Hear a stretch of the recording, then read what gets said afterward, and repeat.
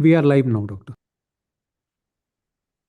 All right, so good evening. Let me welcome everyone to our first of the VRSI Grand Rounds, Retina Uncoded.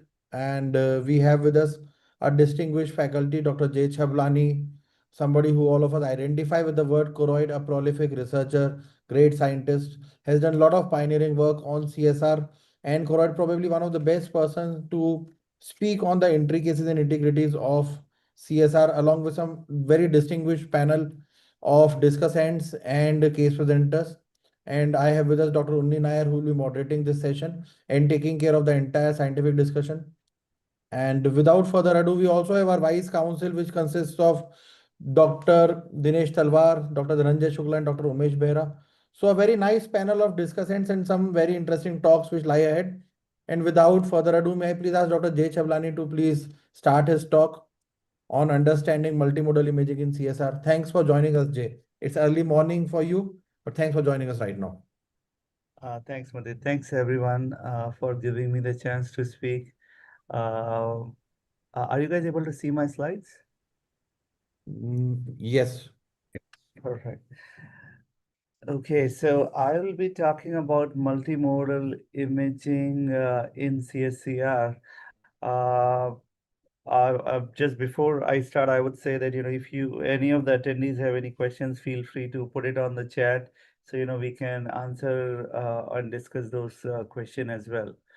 So let's talk about multimodal imaging in CSR. I know that we have been talking about this topic for many years, so I tried to bring the already established knowledge as well as what we are working on and what recent publications have come across. So these are my financial disclosure. None of the disclosures are relevant to this talk, but some of the technology we have licensed to our startup company called Nitramine. So we all know that CSCR is one of the most common disease in our clinic, especially affecting the young population. But what happens in CSCR is the hyperpermeability of the choroid, where you can actually see on this ICG image, and the patient presents to us with either very simple PEDs, or they can actually have a chronic subretinal fluid as shown on the right bottom image. So before wasting much time on the symptoms and the other pathophysiology, let's get on to autofluorescence, where we have been using autofluorescence for many years. But very important part is that, to learn about what do we actually see in CSCR. So we can see RP alterations that could just be because of the SRF. So it is not necessary that you need to have an established RP changes in CSCR as big as you see, because sometimes SRF itself can be seen in this pattern of a hyperfluorescence as shown here, which is pretty much a homogeneous diffuse hyperautofluorescence. You can have punctate hyperautofluorescence, as you can see at the towards the inferior arcade, where there is some patches of hyperfluorescence along with some hypoautofluorescence on the top. Again, one more image where you can see the granular hypoautofluorescence, and along with that you have some hyper autofluorescence, and this clearly shows that there could be areas of established RP atrophy or pigments, and you have some active uh, a metabolism of the RP in regards to hyperautofluorescence. You can also have a confluent hypoautofluorescence, as you can see here, a large patch of punctate autofluorescence, and along with that you have some hypoautofluorescence adjacent to it. Let's get on to OCT. We know that the subretinal fluid is the key biomarker for CSCR. But what is more critical is to start learning to look into the neurosensory retina. This is one example where I'm trying to show you the ONL thinning, which is a very critical sign in CSC, which is becoming very important in terms of prognosticating the CSC progression. And then you can have cystoid macular degeneration, which is a sign of chronicity in CSC. And you can also see these intraretinal hyperreflective dots, which again identifies as chronic CSCR. You You can have subretinal hyperreflective material, that is SHRM. So here you can see that the SHRM is occupying the whole subretinal space, which is a sign that this is more of an exudative sort of CSC. You can have elongated photoreceptor, which is again a very critical sign in CSC. You can have something like this where you probably may have something called as bacillary layer detachment, Ballard sign, where you can actually see the photoreceptor layer is still attached. Not seen in this image, but you can see that there is a dipping of the outer retina, which probably is the area where the leakage is starting. Specific interest is in RPE, where you tend to see RP rib, where here in this example, I'm trying to show you in micro rib. You can have PED, you can have flat irregular PED, and then we'll be talking a little bit more about this FIPED in few minutes. And then you can have RP atrophy as well as hypertrophy, as shown on the image on the right side. Choroid obviously plays a very critical role, where you tend to see a choroidal thickness, large choroidal vessels, where you can see that the Heller vessels are pretty large. But we also reported hyperreflective darts in the choroid, which could actually be signs suggesting that there is inflammatory pathology as well in terms of when we discuss about CSC. We have spoken a lot about CVI. I will not go into the details, but CVI has obviously become a very critical biomarker when we talk about CSC. You can actually use on-fast OCT to understand the Heller vessel pattern, and this is a beautiful paper from Giuseppe from Milan, where they try to really show different types of patterns in on-fast OCT, which obviously explains a lot about the choroid in CSC. You can have intervortex anastomosis, which you can use on fast OCT just to see these connections where we are trying to show you that how the vortex veins from superior and the inferior area of the retina are showing the anastomosis. And then you can have multiple patterns of Heller vessels as shown on these multiple images, asymmetry, sausaging, corkscrew, bulbosity, again, sausaging on fast. These are structural on fast imaging. You really don't need an ICG. You can actually see these changes just on on fast OCT images as well. Let's talk about OCT angio. I like OCT angio more very much to really evaluate the FIPED, which we were just talking about on structural OCT. So this is a beautiful paper which we published, a single case report, which taught me a lot, where you can actually see that there is a flat irregular PD on the horizontal scan on the top, which has a reflectivity within it, and the same eye vertical scan area shows where there is no reflectivity underneath. But when you correlate this on OCT angio, you can clearly see that the FIPET with reflectivity within clearly shows a new an OCT the network on OCT angio, but the PED which does not have reflectivity within was actually very much just a Serous sort of a PD without any CNV. So OCT angio certainly helps us to identify the CNV in CSR cases, and there are reports showing that there is a more than 35% possibility of identifying CNV on OCT angio. I like OCT angio particularly to see the fellow eye. This is one of the papers where we showed that the fellow eye is actually had a significantly higher possible presence of CNV in these cases. And again, cystoid degeneration, we never knew what to do with these cases. But when you do OCT angio, you will see that they probably have a CNV lying underneath the cystoid macular degeneration. And since then, I started treating these patients with intravitreal anti-VEGF injections. This is just one more example showing you the presence of CNV in cystoid macular degeneration in these cases.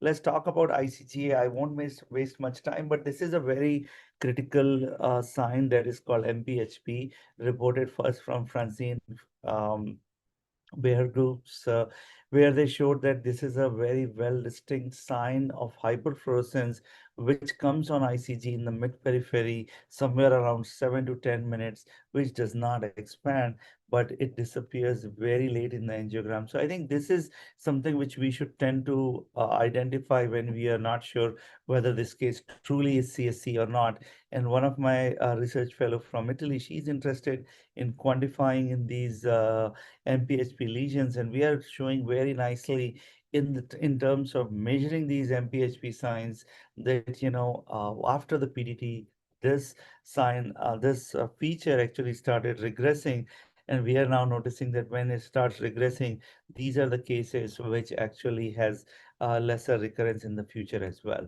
So we already spoke about bulbosity and tortuosity on fast OCT, but this was a nice paper from Rick Spade where he showed that these are the important signs which you tend to see on ICG in these cases with pachychoroid. Let's talk about white field ICG. I think that that has actually started playing a separate role nowadays. I decide whether I want a spectralis, a macular ICG, or I want a white field ICG, because I think that they play a very critical role in understanding the peripheral choroid, particularly the vortex vein. We have discussed about this many times in last several years. So now we really look into the peripheral vortex vein areas and try to really understand that whether this particular CSC is relevant to the venous overload choroidopathy, which I think could be related to the thick sclera. We'll talk about this in a few minutes. So wide field ICGA definitely helps you to understand the overall choroidal vasculature, where we are showing you again an anastomosis which is widespread up to the periphery. This is one more example of numerous intervortex venous anastomosis from one of our publication. Let's talk about more interesting stuff. What are we really looking into the recent updates? Our group, along with Macular Society group, we have published a couple of papers in recent past, and I'll share some of it with you guys.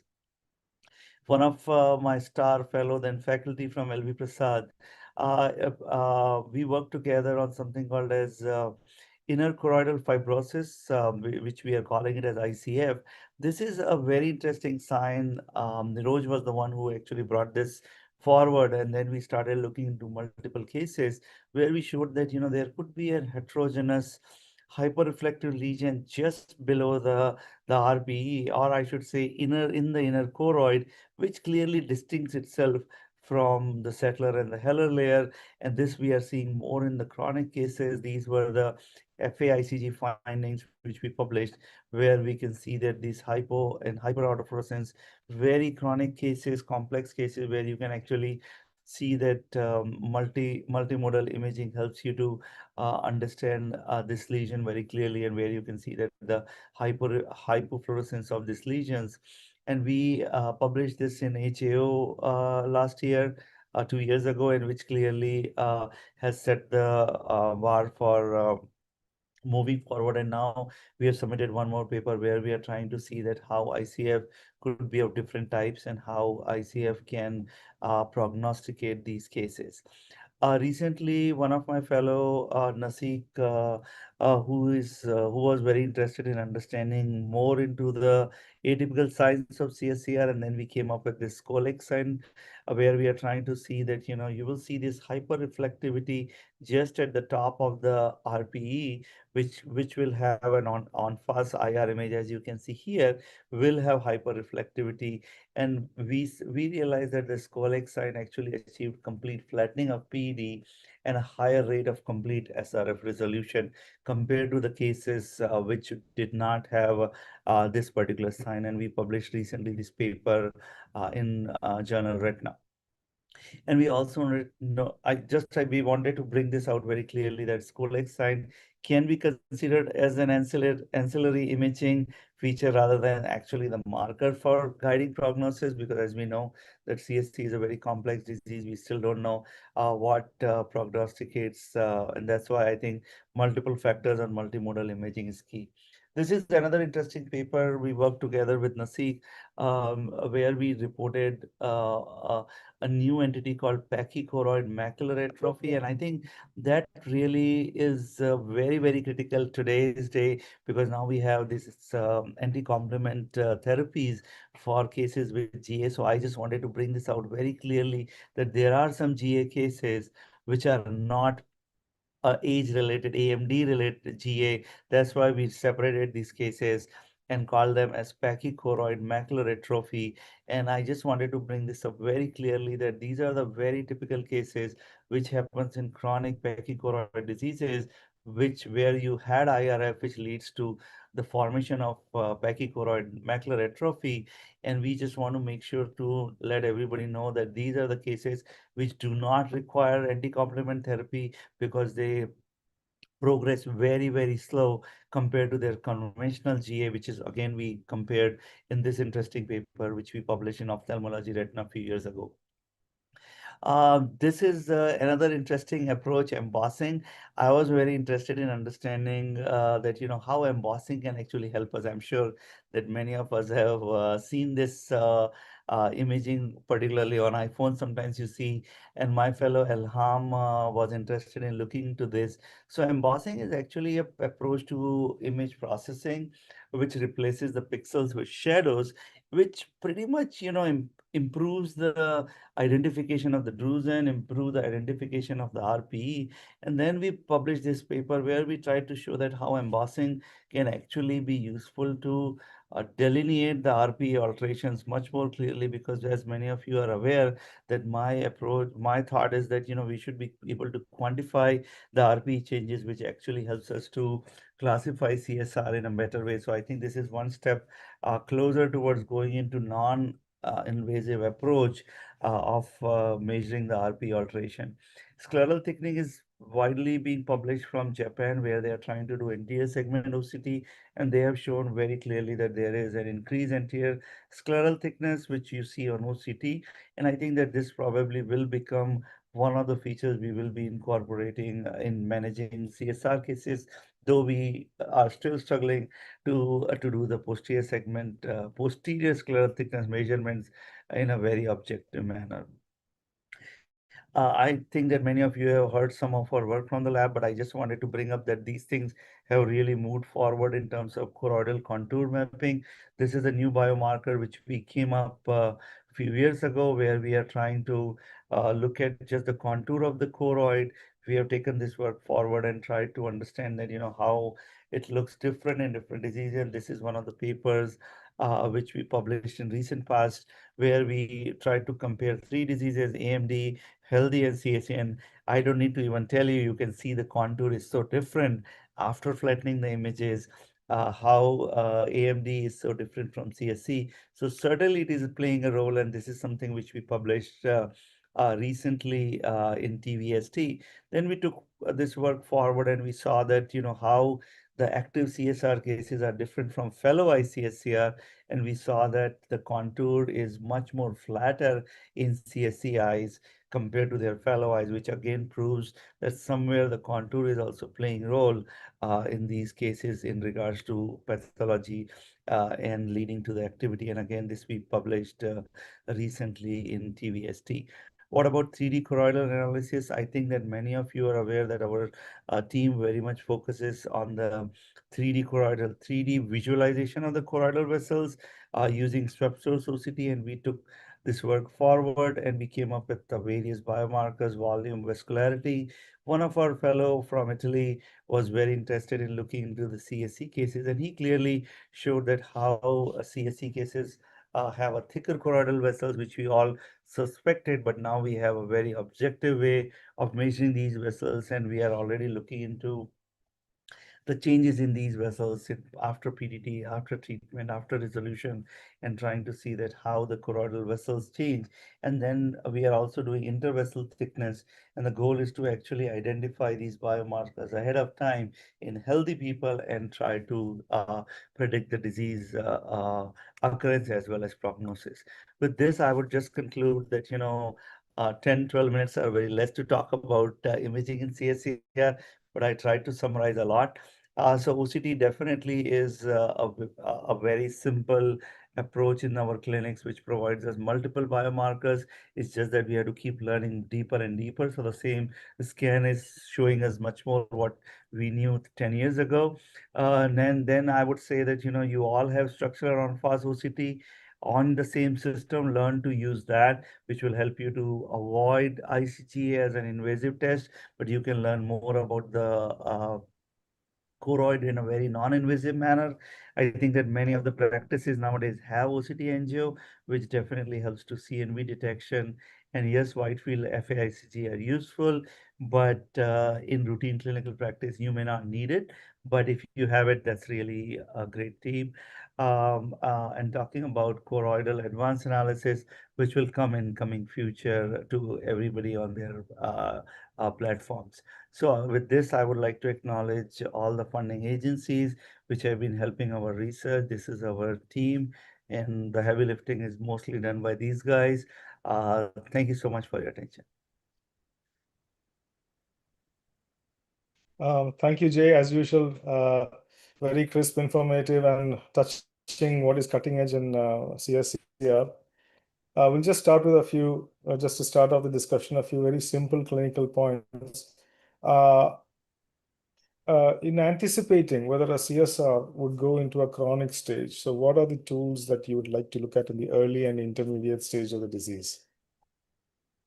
So usually now we are looking into the research aspect of it. We believe that, probably the outer nuclear layer defines a lot about the disease. So if you are seeing thinning of the outer nuclear layer, then I think that probably the disease is going to be more chronic.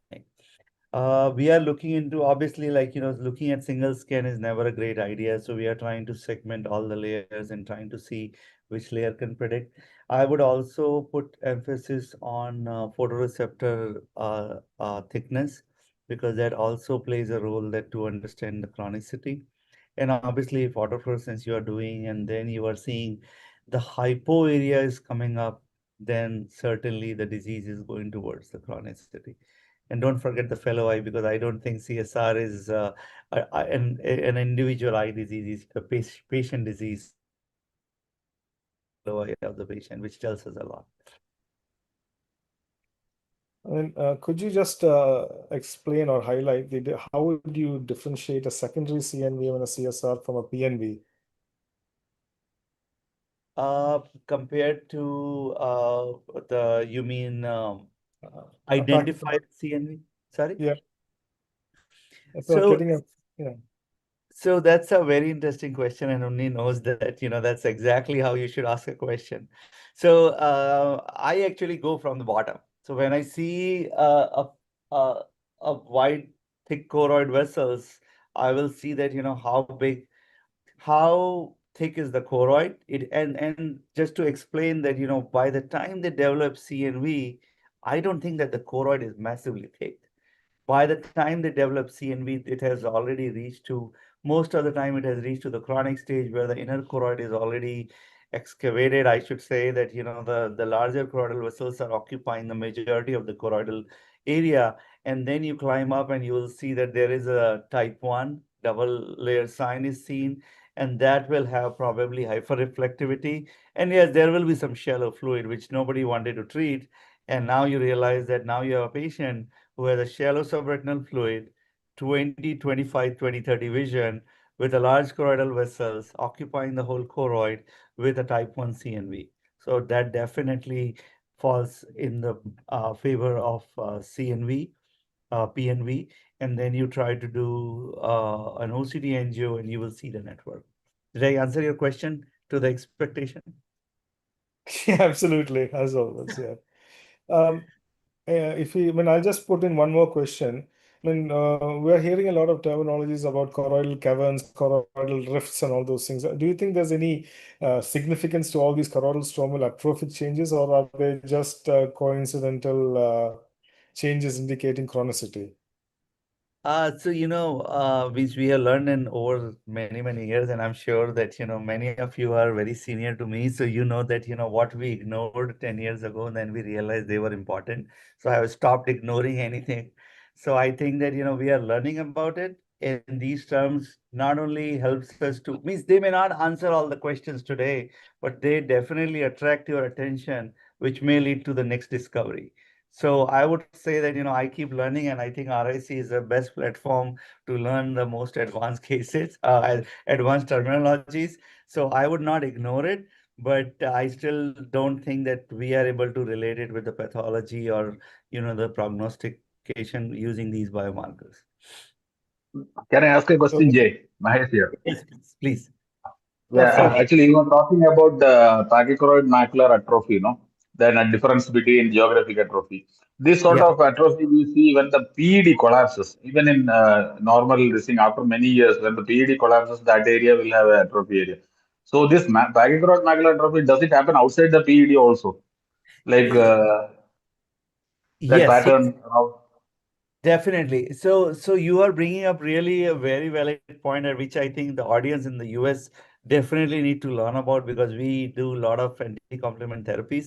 So so I would say that, wherever the PED collapses, you can get that trophy. And also, if you have a massive RP atrophy going on in chronic cases, they also eventually lead to atrophic areas.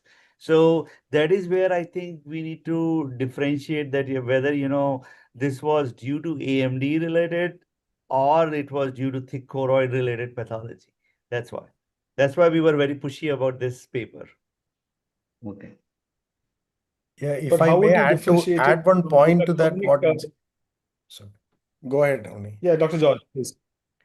No, to add to that, what Jay had mentioned, actually, some of these Japanese groups who have looked at the pachygeographic atrophy earlier in connection with CNV, PNV as well as CSC, they found presence of vitaliform lesions and apertures also in chronic atrophic PEDs to be markers for future atrophy. So to answer what he asked, it need not be always the collapse of a PED, but it could be also driven by other biomarkers as well.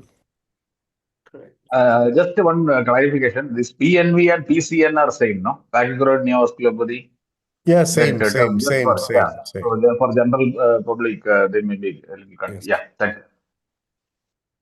So just one last question regarding the PMA, Jay. How would you differentiate a PMA, or is it necessary to differentiate a PMA with a chronic pigment epitheliopathy, a pachychoroid PPE going into atrophy?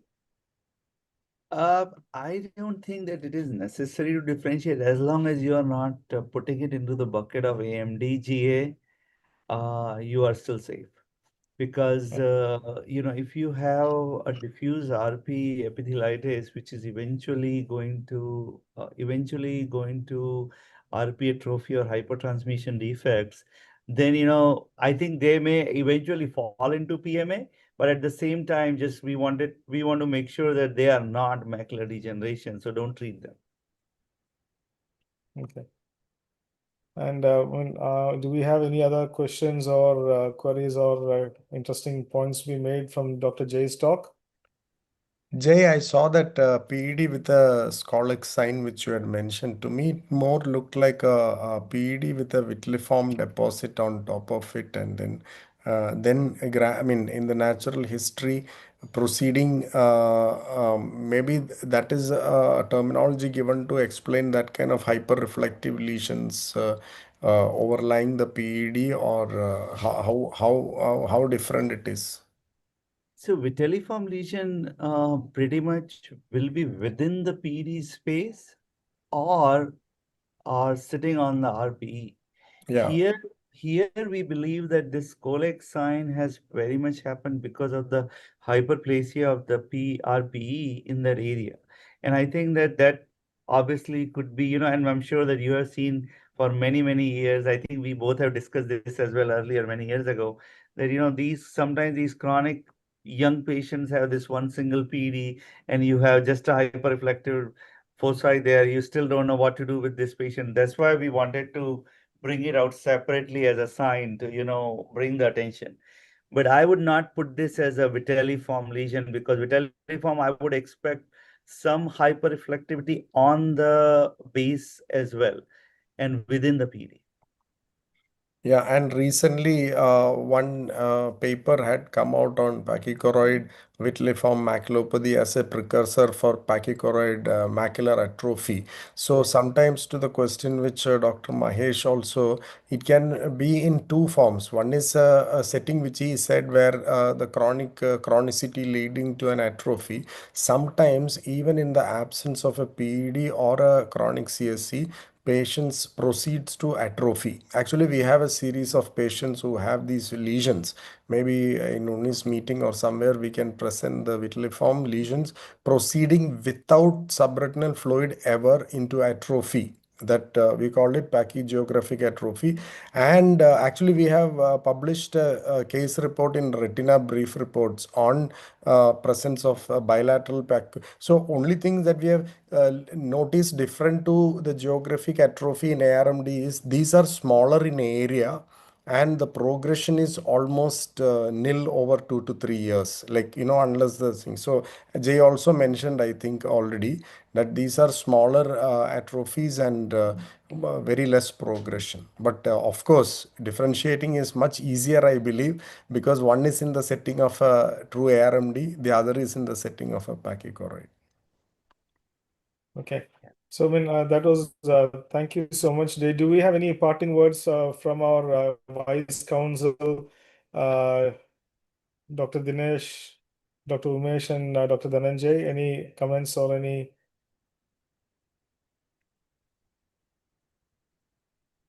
Okay. All right. Thank you so much, guys. Tell me, Thanks a I lot. just wanted to ask you one thing. You see, there seems to be a stress on the CSCR with PEDs, but there are a lot of CSCRs which don't have PEDs. So how do you bring those into this entire spectrum? Like, are we talking, when we talk of PED with CSCR, are we talking of a different category, or is it the same thing? If it's the same thing, then the same kind of features of atrophy and things like that should come in both the groups. So have you seen whether these are the kind of changes you're accustomed to seeing with the PEDs and not with other cases of chronic CSCR with, say, fluid for a long time? And there are patients with fluid for a long time, then nothing seems to happen. And there are patients with fluid in whom, hello?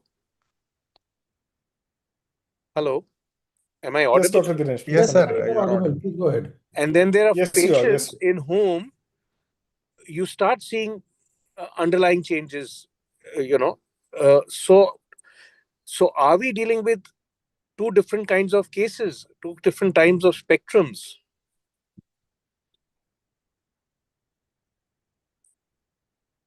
So I think Dr. J had to leave. He has got another meeting started. So that's a very interesting observation about the presence of PEDs and other RP changes.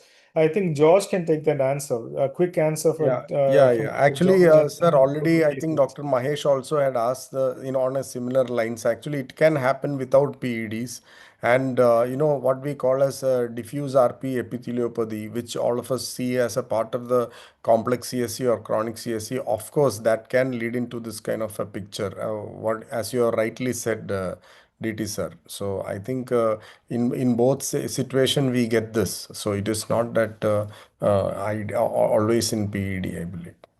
So then is it part of a natural evolution unrelated to the PED per se? No, sir. I think these there are is probably two different things actually. When you have a chronic PED, also it can happen. Even without PED, it can happen. So only thing is both are two different phenotypes of the same disease. That's all. I think it can happen independently and it can happen as a two settings of the disease. We see the disease very widespread and thing which we call as DRP. In that setting, it can happen, but it can even happen in an isolated PED in chronicity. There also this can happen. So it is two types of phenotypes, I believe. Yeah. So that's exactly what I was saying, that we need to investigate them separately as two phenotypes. I'd like to make a quick comment about the phenotypes. One of the interesting papers, I think, from Japan again said the presence of the number of anastomoses and whether they persist. Having a chronic elevated venous pressure transmitting to a larger area of IRP atrophy versus a very localized increase in hydrostatic pressure underneath the IRP because of very focal anastomosis. These were the two different possible pathophysiological mechanisms. And when the anastomosis sometimes resolves by itself, that is when the PED and the CSR go away in a single or a focal setting CSCR. So that's an interesting point that was made in a paper. I just wanted to bring it out now. I think it's time for us to go to the cases. We have some interesting cases. I'd like to thank you, Dr. DT. I'd like to first invite Dr. Pinank to bring his case titled Dual Pathology of the Choroid, and maybe we'll get some answers from this for the questions that we've been asking so far. Dr. Pinank, please start. Hello, good evening, everyone. Are my slides visible? Am I audible? Yes, Pinank. Yeah. Yes, you are. So I am going to talk about the coexistence of CSCR and CNVM. My name is Dr. Pinank Harkande, and my moderator is Dr. George Manayat. Hence the name Dual Pathology of Choroid. So we have a case of 32-year-old female diagnosed to have left eye CNVM. When we did baseline OCT, it showed active CNVM with small amount of SRF and PED. After 1 monthly injection of Avastin, the CNVM became scarred and SRF disappeared. But there was a recurrence after 2 years. Hence, we planned for FFA and ICGA, which showed progressive hyperfluorescent ink blot leakage just at the edge of foveal avascular zone in the left eye. Hence, patient was planned for micropulse laser in 2 sittings, in sequential micropulse laser in 2 sittings, after which the SRF resolved and CNVM became scarred. In another case of 68-year-old male diagnosed to have right eye SRF with PCV, baseline OCT showed PED with SRF. When patient was subjected to OCY injections monthly for 3 months, the SRF was still persisting. Even after monthly injections of 6 months, the SRF was still persisting, and hence we planned the patient for FFA and ICGA, which showed small ink blot hyperfluorescent leakage just next to a temporal to foveal vascular zone and a polyp on ICGA. Hence, the patient was given injection Vabysmo and focal laser to the ink blot leakage suggestive of CSCR. This is the slide which shows how the SRF resolved following Vabysmo second dose and focal laser compared to the OCA monthly injections.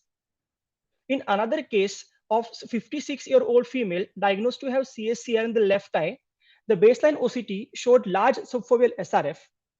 When FFA was done, there was an ink blot hyperfluorescent leakage just superior to the foveal avascular zone, suggestive of CSCR.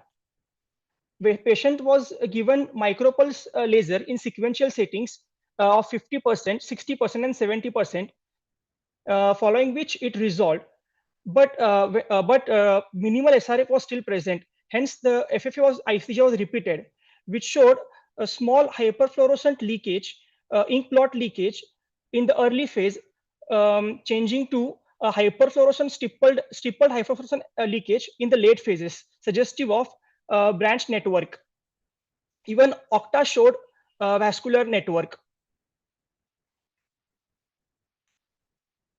This is the comparison of baseline FFA, which showed ink blot hyperfluorescent leakage next to foveal vascular zone, changing to stippled hyperfluorescence, suggestive of vascular network in the repeat FFA, suggestive of CNVM. Hence, the patient was given intravitreal injection to address the CNVM component and focal laser to address the CSCR leakage. Thank you. Now I will hand over the presentation to our moderator, Dr. Josh, sir, for further discussion. I'll just quickly put in a couple of slides to wind up the important points here. So here, as you see, we had earlier published a simultaneous coexistence of PCV and CSE both active in the same eye, but that supports the broader concept of pachychoroid spectrum because both these entities belonging to the pachychoroid spectrum. But more interestingly, very recently, similar to R5 case series, Francine Cohen from Paris and their colleagues have shown that the first episode of CSE happening with coexistent CNV or a pre-existing quiescent CNVM, like the one which Jay was mentioning in the other eye having a quiescent CNVM.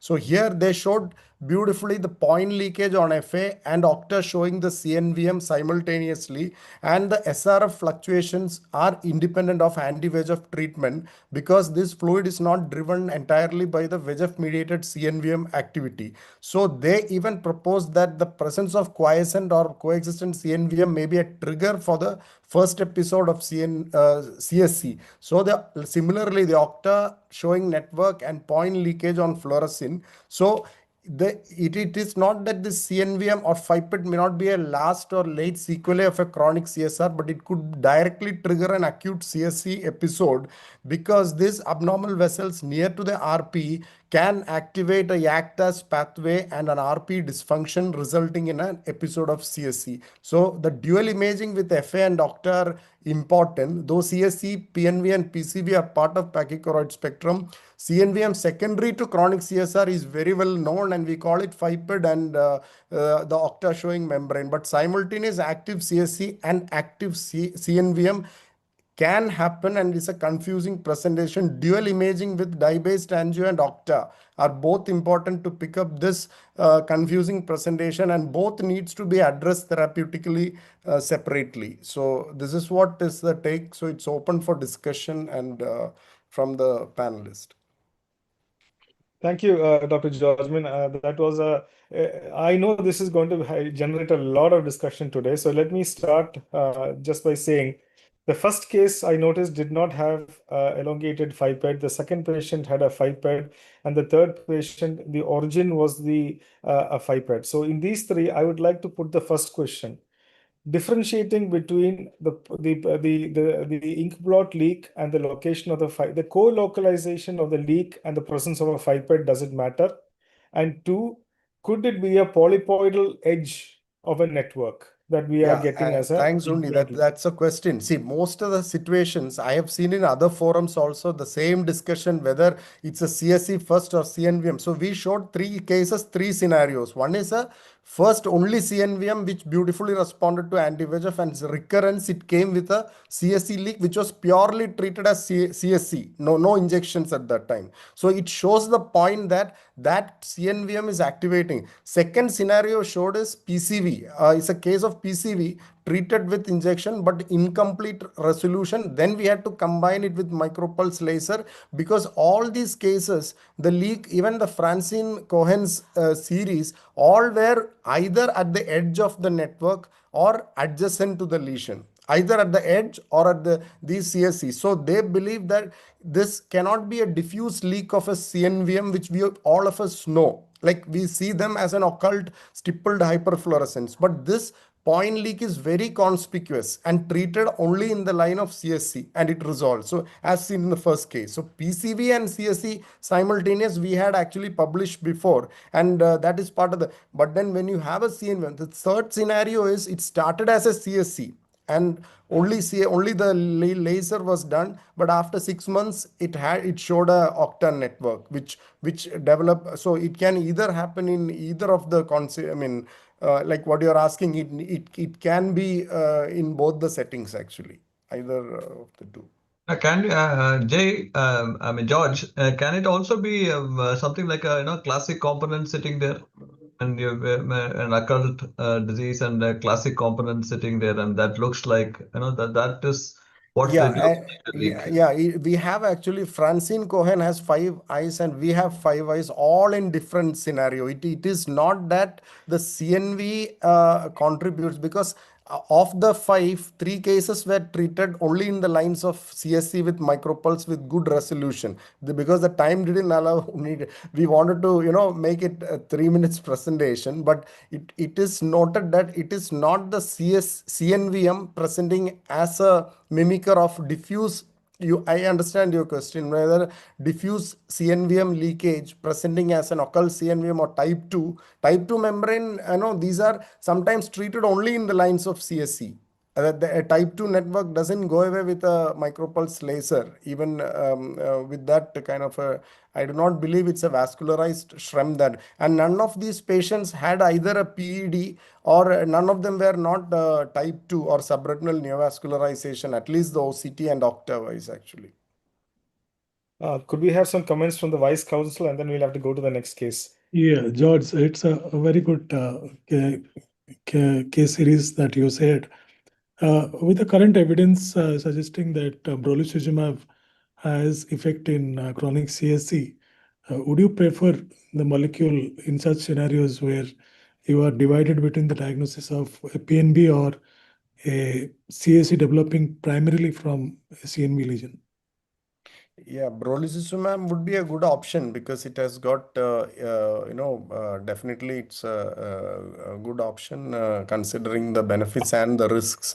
Thing it could be because it has been shown for CSC as well, because in some of, so it could be an option. But the more important point here is that the first episode of CSC can happen in the presence of occurring CNVM or a quiescent CNVM. So Jay in his talk mentioned the publication on the other eye fellow's eye is having quiescent CNVM in the pachychoroid setting without fluid. So when this is exactly what Francine Cohen and they are saying, it could trigger an acute episode of CSC when you have a quiescent CNVM or coexisting CNVM, because no study cannot be done, very difficult, because this is a rare co-occurrence, and this phenotype should be kept in mind and treated and imaged correctly so that correct diagnosis and correct treatment can be thing. Brolucizumab is a good option. Thank you, George. And I think we'll have to move on to the next case. I'd like to invite Dr. Sandeep to share his slides and start the presentation, please. The topic is bullous woes. What is leaking?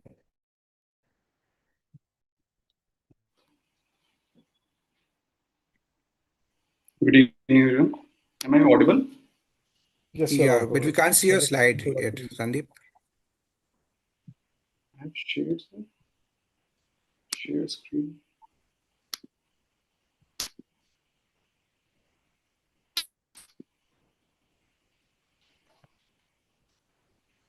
Just click on the share. It's not coming. Yes. Do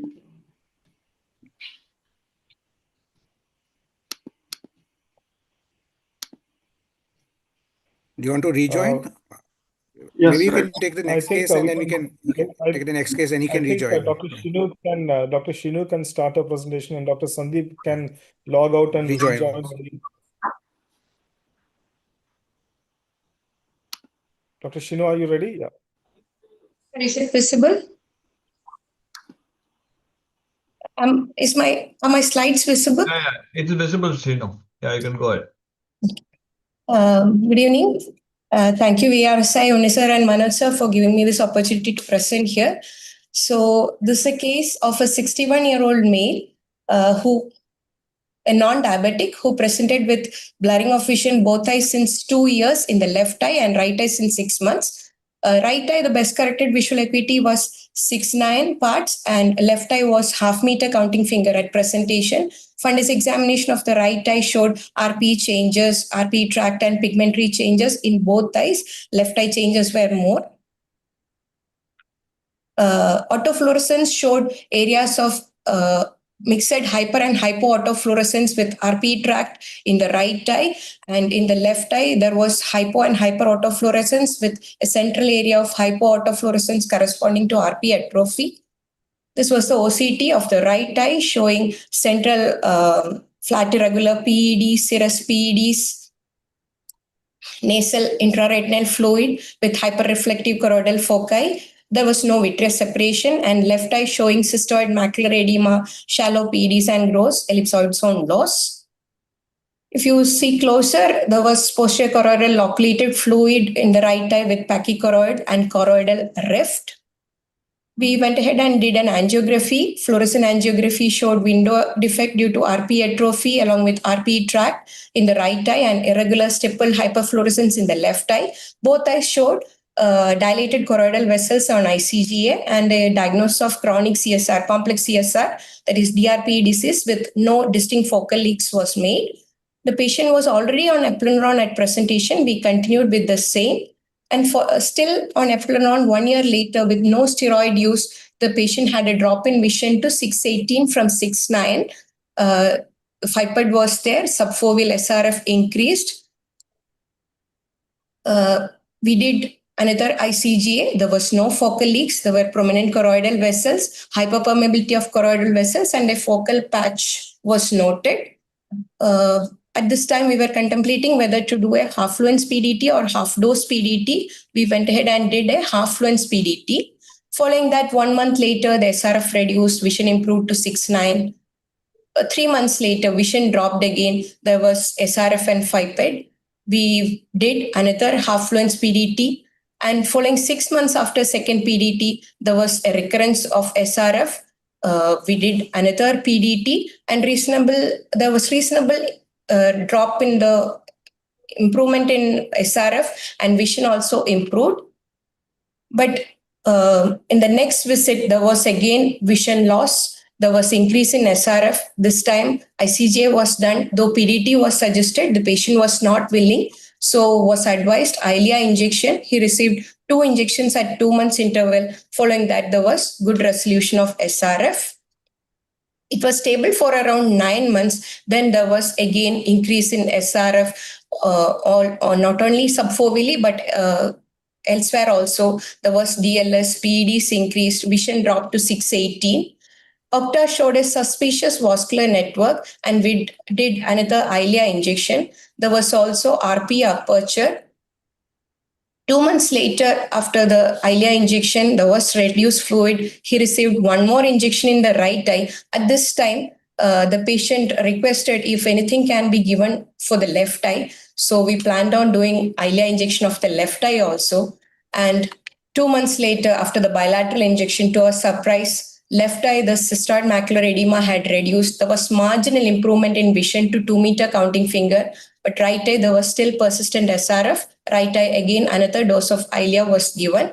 2 months after this, there was inadequate response. Vision was still 612. We did micropulse laser for him.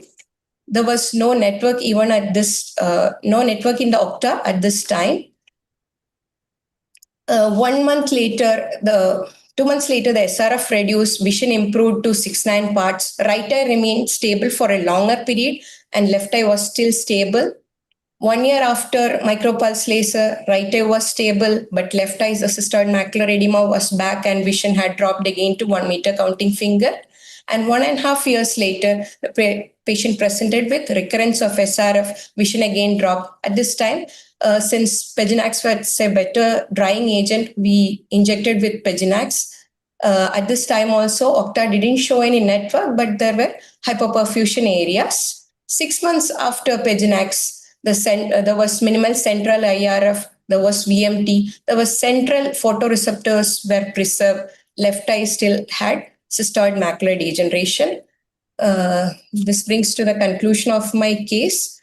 I will conclude with a few questions. Is there a role for anti-VEGF agents in DRP? Do we treat the fluid on OCT always during follow-up? And do choroidal signs like rift, cavern, or posterior loculated fluid portend a bad prognosis? So thank you, Shinu, for the case. And let me, before we start, let me just start by something related to that. It was a very busy angiography, lots of findings on the FA and lots of findings on the ICG. How do you make sense? A person looking at an ICG of a chronic CSR with so many, what do you look for? How do you make sense of an angiography? Dr. Manoj, can you please take that? Sorry, I'm sorry, I didn't get the question. No, the angiography in a case like this with chronic changes like chronic CSR or DRPE, it is very busy. There's a lot of white and a lot of black and a lot of gray. How do you make sense of it, and what are you specifically looking for? That is as an interpretation, as a precursor to planning treatment. I think when one needs to do a combination of FA and ICG in these patients, and when we look at the ICG, we have to rule out secondary neovascularization. So we are trying to look at type 1 neovascularization in the region of the 5-pet region. That's something that we need to rule out in these patients, because the cause of fluid sometimes in these patients may be the CNVM activity and not the CSR per se. On the FA, diffuse RP disease, it's very difficult to interpret the FA image, but one could look for selective areas of intense leakage. In these areas, if you can correlate it with the OCT finding, probably these are areas where you could go and do a focal laser. So I think this is how I would look at the FA, and otherwise you get a lot more confusing information on the FA, and you may get carried away by all those findings. Yeah. So I mean, I think you asked a great question, because I think ICG is one thing which we understand so little that we tend to actually only focus on a small bit of what we understand, which is the CNVM part or the BVN part, and maybe if it's polypoidals or polyps. But other than that, there are so many dots and blots which we don't actually focus on. I think one thing which people don't realize, in an ICG2, you get window defects. And a lot of this is in terms of sick RPE. So, I mean, you have to, when you fall again, when you, if you have to interpret, first thing would be to just scan through the whole thing and see which are the areas which are changing their morphology over time, like hypo going to hyper or less intense being more intense. What is persisting in the late phase? Those are the areas where there is staining occurring in the late phase. So those are the kind of things and one of the biggest problems that happens, people don't do the ICG for long enough. If your ICG is for less than 20 minutes, you really don't have a late phase. And that's another important thing too. So without that, all you're commenting on is the early and intermediate phases. So these are the other important things to see. And then, of course, you combine the FA with the ICG and say which, like, if you want to talk of window defect, you're going to see it should be the same in both the FA and the ICG.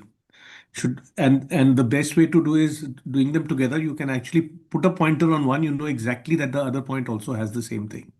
So those kind of things need to be seen, and it's not an easy thing to interpret. I mean, you mentioned it correctly, and I think it's important to highlight that it takes time to pick up these lesions. Okay.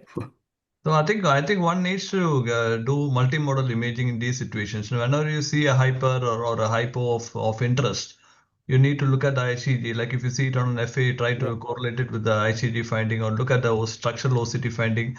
And sometimes, an octa can actually reveal what a missed membrane which is there, which may be missed on a routine FA or an ICG.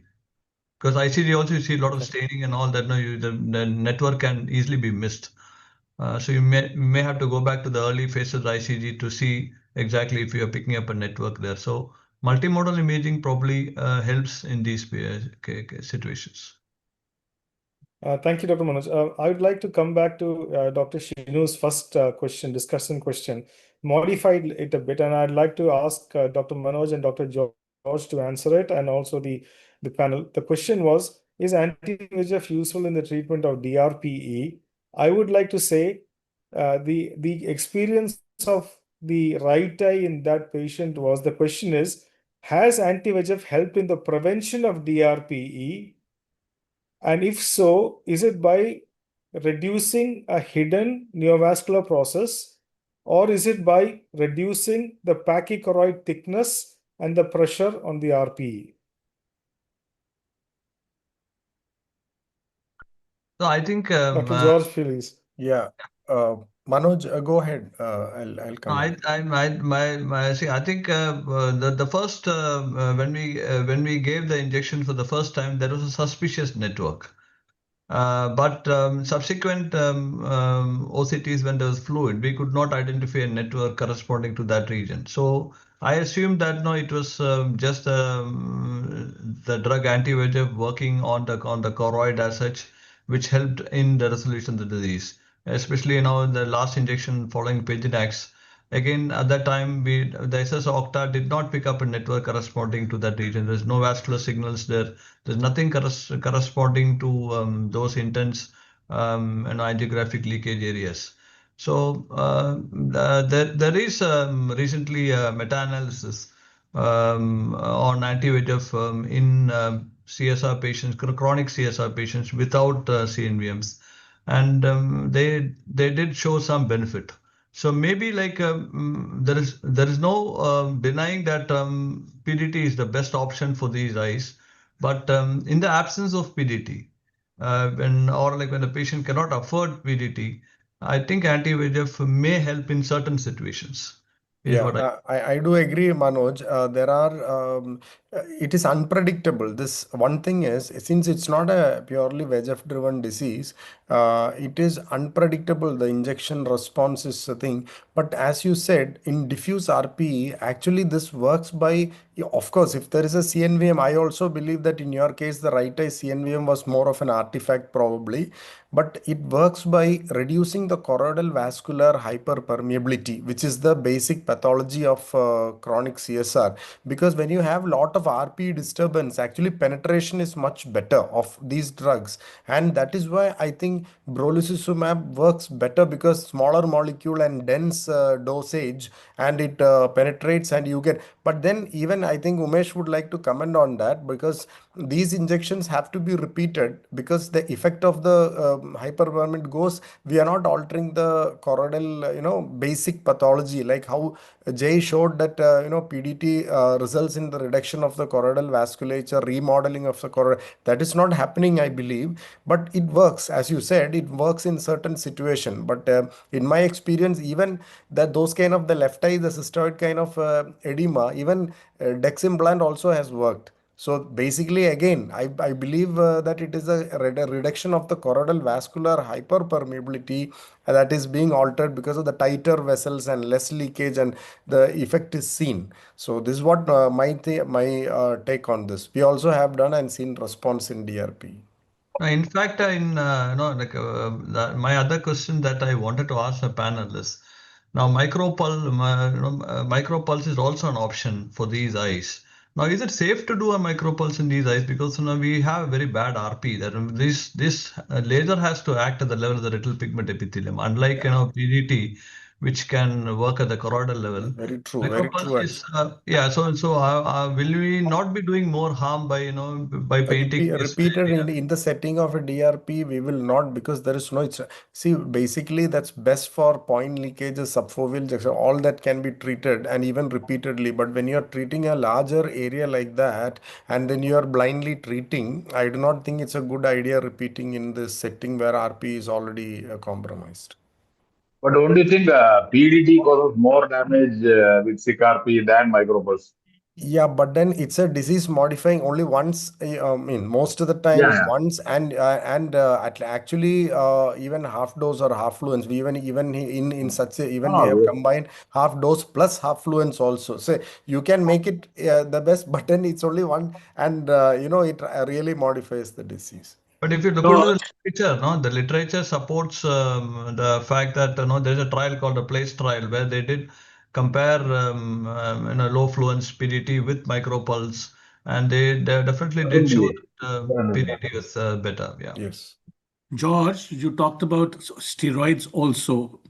Before that, I was just thinking in my mind, are we missing out an inflammatory component? And actually, there was one case in which the photoreceptors were shown, and they were shown as where they were looking, where it was said they are normal. Actually, they were hyper reflective, a small area which were. So I would actually think, is there a sort of a localized kind of a inflammation in that case, in those photoreceptors? And is overall, are we missing the fact that there is an inflammatory component, maybe secondary to the initial insult, but once the cells start Yes, sir. Yes, generating. point understood actually, because of the some of these cases show a lot of choroidal hyperreflective foci and outer retinal and subretinal hybrid. So the thought is that it's a inflammatory disease, but then it is more of a overwhelming diffuse choroidal vascular hyperpermeability also has these leakage of. So it is not proven, because if steroid was the treatment, and then we cannot extrapolate it to other situations also, No, but the of anti-VEGFs CSC. also, see, the anti-VEGFs do have a huge anti-inflammatory effect. You see, anti-VEGFs are sort of, they are anti-heparin, which is a very potent inflammatory mediator. And they are hugely more potent as an anti-inflammatory effect, which we forget. It is anti-VEGF is not just pure anti-VEGF effect. It's an anti-inflammatory plus anti-VEGF effect. So what you're getting transiently may be a consequence, especially in these cystic cases. The cystic components. Dr. Umesh, sir, sorry to interrupt. I think Dr. Umesh had presented this at DRF, so maybe he can give a quick comment Yeah, before we he has close. presented on steroids, and he has presented on Yes, brolucizumab also. and they published this also. Dr. Yeah, Umesh? I was part of both the publications, Yeah. both dexamethasone implants and brolucizumab. Both of them require multiple injections if there is a recurrence. But what we have seen is that dexamethasone, since the action is longer, you don't need that many repeat injections. But definitely they need re-injections. As Dr. Dinesh Talwar mentioned, that there is a component of inflammation, and this inflammation is possibly because of the remodeling that goes on in the choroid. So that is what was presumed, and these are all speculative, we know, but we might find answers later. But for now, be it dexamethasone or brolucizumab, they have action on chronic CSC. Thank you, Dr. Umesh. I think we'll continue the points later, but now we'll go to the next patient. And steroids is at the heart of the, what do you say, endogenous or exogenous, at the heart of the debate always. Dr. Sandeep will present bullous woes, what is leaking. Sandeep, can you be in presenter mode? I think. Are my slides? Is it presenter mode, sir? Very small view to me. Yeah. Yeah. Yes, please go ahead. Yes, sir. A very good evening to all. Sorry for the glitch. Thank you, Team VRSI, for the opportunity. So my case is a 31-year-old male. He presented with the diminution of vision and metamorphosia, both eye for 3 months, right eye followed by the left. He was on some gym supplement, the nature were unknown. There is no history. There's no history of any madrosis. Carry on. The medical history was unremarkable in terms of systemic disease. On examination, the right eye was 636 and the left was 618. The pressure was 9 and 12 in right and left eye. Axial length, both eyes were 23. On slit lamp examination, no conjunctival or scleral injections were noted. No cells or flare were seen in both eyes. The angles were open, and on anterior vitreous phase, the trace cell were seen. On front examination, both eyes showed the bullous inferior retinal detachment with shifting fluid, and was noted across crossing the superior arcade. Right eye showed subretinal yellow deposits temporal to the fovea, and right eye also had inferior segmental sheathing of vessels. The AF revealed hypozoom corresponding to the detached retina. Could we have the other mics on mute, please?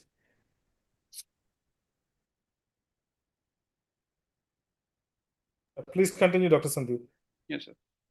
So the V-scan showed neurosensitive detachments with the outer choroidal vascular dilations, thinned inner choroid, and a hyperreflective band located located subretinally, suggestive of the fibrin exudation, and in both right and left eye. It was more in the right than the left. The small PDs could be appreciated in both right and left eye. And so the VD Octa N at the level of superficial and deep capillary plexus did not show any significant vascular abnormalities, and OCT right and the left eye on choroid slab, it shows some irregular flow void areas, which were probably because of the subretinal fluid. But fast OCT at the level of the choroid revealed the presence of dilated pachychoroidal vessels.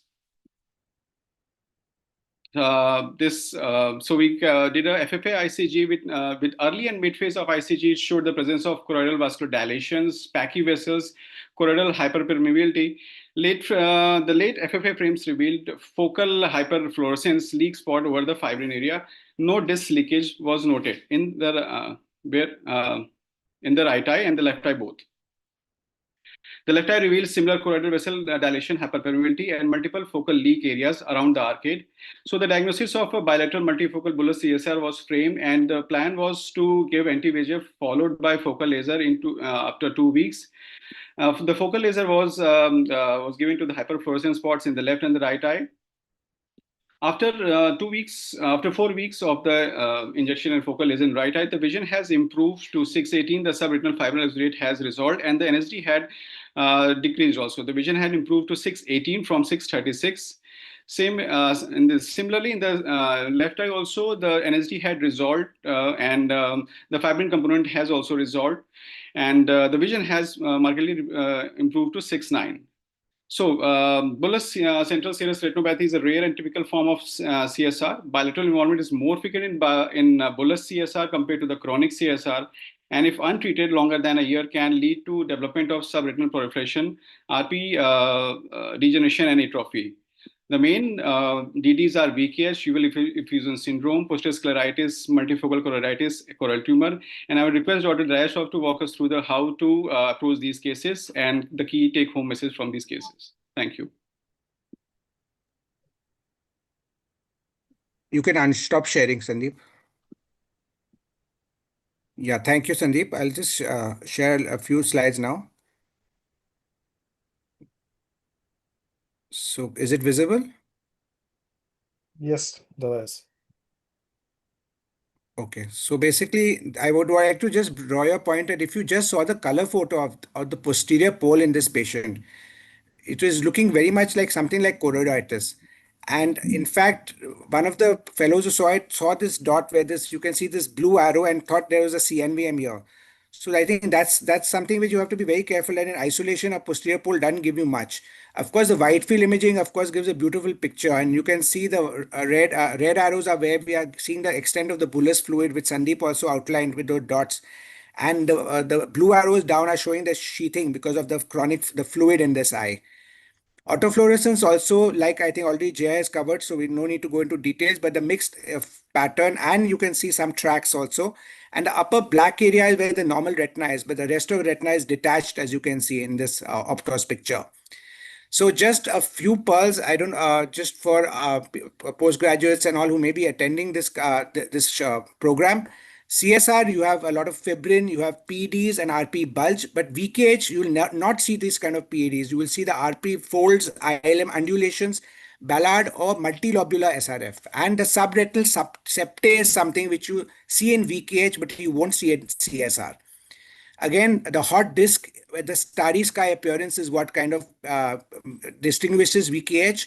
And the choroidal hyperpermeability, I think Sandeep beautifully showed in this case, VKH will have hypocyanins dots.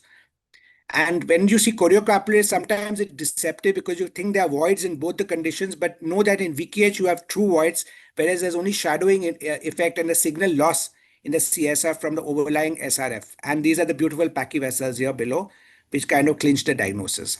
Thank you. Thank you, Darius. That was a good summary point. So I'll start the discussion with one question. Are there any differences in the choroidal, the nature of the choroid to create a tendency towards a bullous CSR? So I don't know about the nature of choroid itself, but there are definite risk factors. Like they say patients who are on steroids for a long time, they are the ones, like we have patients in the history, you have to be very careful. So there are certain kidney transplant patients who can't stop steroids. This patient also, we feel the gym supplements was something which was a high dose steroid. So these are the kind of patients who tend to go in for this bullous CSR. Choroid, we did find a very thick kind of like a typical kind of pachychoroid, textbook kind of choroid in this patient. But fibrin was a lot. So I think one that thing was I one have thing. I don't know noticed whether others have in noticed. Yeah, sorry. So one thing I've noticed in bullous CSR is that the leaks are slightly pushed outside the arcade. They are not Yes. exactly inside. They are pushed towards outside the arcade, and there are multiple leaks. So, I mean, George, do you have any Yeah, observation like Uni, that? it's a great question that I asked actually, that you asked that I wanted to comment on because the basic difference between these eyes, actually, we have also published cases where, so these kind of eyes, it behaves more like a uveal effusion syndrome. So recently in my talk there, I had mentioned that. So the difference between the routine CSC and this case is whether it be because of the systemic steroids or whether it be due to any other pathology. Here there is a if you see the ICG, it is not limited to the arcades, or it will be much more diffuse disease, like how you see in if you have seen the ICG in the uveal effusion syndrome, it's a widespread involvement. It's not a focal disease at the arcade or posterior pole. So that is basically the choroidal difference, I believe, and that is why you see this leakage beyond the arcades. You see sometimes multiple even RP rips seen. So basically, if you see a temporal RP rip with a, it will be almost always outside the arcade. So it's a widespread disease. Choroid is affected in a diffuse choroidal pattern. So that is why these eyes behave differently as per this thing. I think as I think George said, these eyes probably have multiple PED. That's one thing. No, they usually have multiple PEDs, not just in the posterior pole, widespread. And rips, like he mentioned, sometimes we see this concentric rip. I remember only we had seen a patient sometime back. Many of these patients, we diagnose them with exudative RD to initially to start with, and then we investigate, and then we end up seeing a massive rip in the mid periphery somewhere, and that's when we make a diagnosis of bullous CSR. Yeah. So an interesting thing was that we were always worried about doing laser and PDT. We were always worried about doing laser and PDT for fear of causing a rip in these bullous cases. And there has been a report, I think George can comment about it, about the use of intravitreal steroids to reduce the possibility of rips.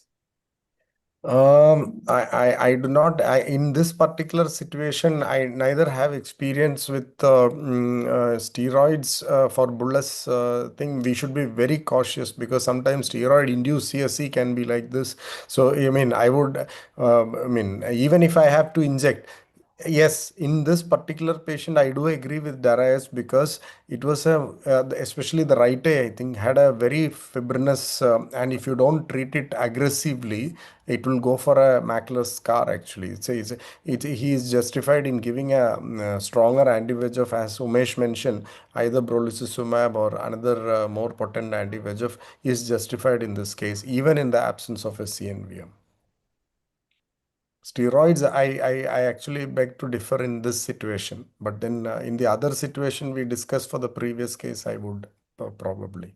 Yeah, I agree with you, George. In the series that we published, we recommended that the patients who have fibrin, we should avoid steroids because it precipitates and worsens the condition.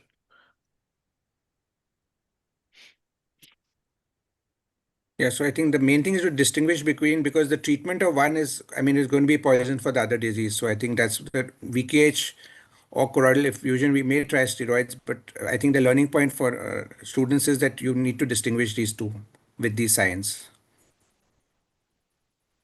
When will you decide to operate on these patients, and what would be the preferred surgical approach? Actually, if it is, yeah, actually we have is again a question which needs to be addressed first diagnostically before we touch the patient actually, because if you look at the we were the first to publish on similar case like this with widespread leakage. Even there is a case where we have used multi-spot large PDT to address all these leaks even in the presence of a bullous RD and peripheral choroidal detachment, and beautifully in 1 month everything settled, even the fibrin. So that case also we had to combine with an anti-VEGF for a transient reduction in thing. So that can happen. So if you are between operating a CSC or operating a uveal effusion. So there are two surgeries. So if we go for a CSC surgery, then it's not the dip sclerectomy. Here you go for a drainage and then go for a proper treatment for the underlying pathology. And that is when the fluid is detaching the macula in the sitting position. That's only reserved for that situation. Otherwise, you can address most of the things, whether with PDT or laser or any, you can manage. When sitting position, if macula is detached, you need to go for a surgery. We have done it quite a bit of times to address this pathology. But whereas the other thing with Darius showed, you are looking at the other diagnosis, uveal effusion, then we have to go for a deep sclerectomy surgery. For CSR, if I may add, once you do a drainage, then subsequently after drainage also, it becomes easier to laser those leaks. I mean, if there's a very bullous CSR, Exactly, you will not be Madhu. able Yeah. to, yeah. In fact, with a very bullous CSR, sometimes the FFA also may be slightly confounding. Once you have drained it, probably we have then repeated an FFA for one of our patients, and then the leaks were much more better appreciated, and then we could address a lot of those leaks subsequently. So I think that also helps. Drain in cases like what Dr. George said, if it is encroaching the fovea or the macula when you're sitting. And once you have drained, probably sometimes repeating an FFA gives a lot of information, and then subsequently taking care of those leaks by doing a laser also becomes helpful. Okay, so when we have only one question from the audience, and I think it is one that causes us a lot of heartache. The question is from Dr. Gautami. Is PDT still being used for CSR with leaks at the edge of the FAZ? Any company supplying the drug? Dr. Gautami, we are all waiting for some company or somebody to start supplying us with the drug, and then we would like to go to the olden days where we used to do PDT for it. So I hope that answers your question. But Dr. So George, I think we have may, overshot time. I think I'd Dr. like George may to be the best one to answer. When are we getting PDT in Yeah, India? no, we are Right. doing limited thing even for Darius patient. We have done that is there, but in shortly, I think we'll have it actually. Yeah, another option is to do a micropulse laser sequentially to treat such leaks which she asked for. Okay. So I'd like to just summarize the cases and the discussions can add on anything. The first case was about the presence of two entities together, a coexistent CSR leak and a coexistent CNV leak. The importance that was talked about was how to identify these two with the presence of multimodal imaging using and co-locating the OCT with the OCTA with the angiography and treating with two different modalities, anti-VEGF and laser or micropulse as and when indicated. So, Dr. George, would you concur with that summary? Exactly. There is nothing better to say. Yeah, exactly. Yeah. So the second is Dr. Shinu's patient. The first point made is that in the presence of angiography, in the presence of a lot of chronic changes, looking and identifying the disease condition or the pathology is different. I would recommend that we look, like Dr. Dinesh said, looking at the window defect, looking at the hyperpermeability, and looking at the presence of a possible CNVM in the early, middle, and late phases to decide whether it is a neovascular process or is a chronic hydrostatic pachychoroid process. And maybe anti-VEGF is useful. The mechanism is not known, but it may be useful in keeping the macula dry and preventing atrophy. Dr. Manoj, can we have any other final comments regarding that? That's fine only. I think you summed it up. Yeah. Okay. And the last was about bullous CSCR, where The only thing where only, there is I, a slight. the only thing that we could add to that is like the choroidal signs, that you mentioned, the choroidal rift and the caverns and all that, like Dr. J mentioned, it may be of some importance, of prognostic importance in these eyes. Yeah. Thank you, Dr. Manoj. And the last case was about bullous CSAR, where there is obviously some difference in the pathophysiology, some difference that causes a different manifestation, a more violent manifestation. And the importance would be to differentiate it from an inflammatory condition. Management is always dicey with the presence of foveal scarring and foveal atrophy due to SHRM and the possibility of rips happening.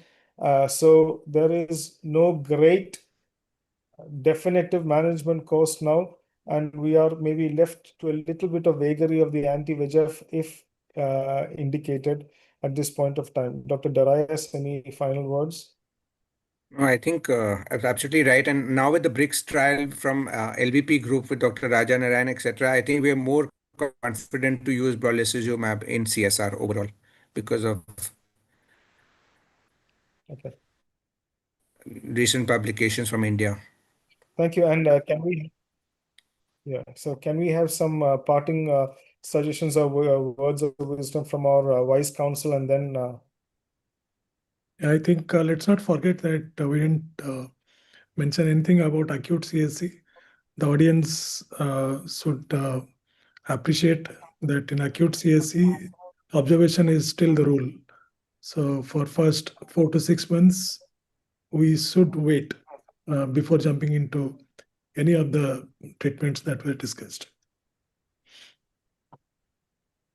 I think that is probably the most important thing, which nobody so far discussed. The fact is that before you say, well, this treatment and that treatment, the question is what happens if no treatment? And many of the patients who have just a pure neurosensory detachment sometimes can stay with that for years without losing vision. So, I mean, to be very aggressive is not always warranted. I would, in fact, I was about to say that about one of the cases, but then I noticed there was a vision loss. When there is a vision loss, you go all in, you do whatever you want. But if you have a patient with, say, 6.6, 6.9 vision, you may learn to be a little conservative before you go around giving one injection after another, or lasers, because lasers too can secondarily cause a CNVM in a patient who was otherwise roaming around quite quiescent. So don't always be aggressive. If you feel there's a vision loss, yes. If the patient is stable, you can take a choice between being more aggressive or less aggressive. So thank you, Dr. Dinesh, for telling us the virtues of being a master of inactivity. So I'd like to thank the case presenters, the discussants who are doing a very good job of the summary, and the Vice Counsel. Thank you all for the participation. Back to Dr. Mudit for the final concluding remarks, please. No, nothing. Thank you so much. It's been a great evening and some very nice learning points. And apart from thanking all the discussants and the Vice Counsel, I would also like to thank Dr. Unni, who led the entire show and helped us in taking care of this grand round. So thank you so much, sir, for your very you. insightful questions and comments. And to everyone, I hope all of us keep on learning from each other. Thanks and have a great evening, everyone. Yep. Thank Thank you. you so much. Thank you. Thank you. Good night. Yeah. Thank you. Good night. All Good right, night. fine. Good night, Good everyone. night. Good night. Good night, Uni. Good night. Good Yeah. night. Thank you.